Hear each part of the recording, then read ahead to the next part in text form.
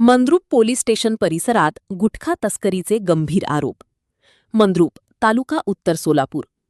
Mandrup police स्टेशनच्या कंपाऊंडलगत बेकायदेशीर गुटखा, खर्रा व मावा विक्री सुरू असल्याचे गंभीर आरोप स्थानिक नागरिकांकडून करण्यात येत आहेत.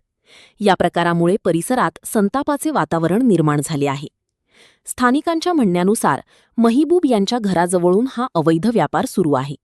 काही नागरिकांनी असा आरोप केला आहे की पोलिसांच्या आश्रयामुळेच हा व्यवसाय चालू असून वसूलदार बापू आणि पीआय स्तरावर वसुली होत असल्याची चर्चा आहे.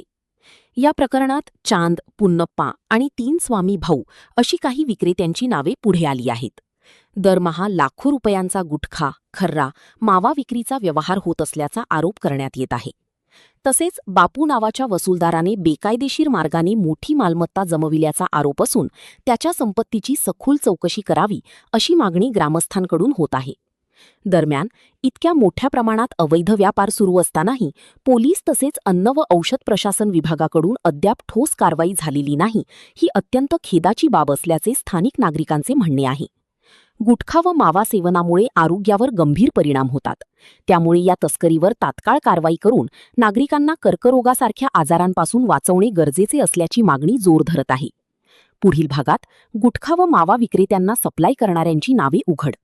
टीव्ही पाहत रहा महाराष्ट्र न्यूज 24.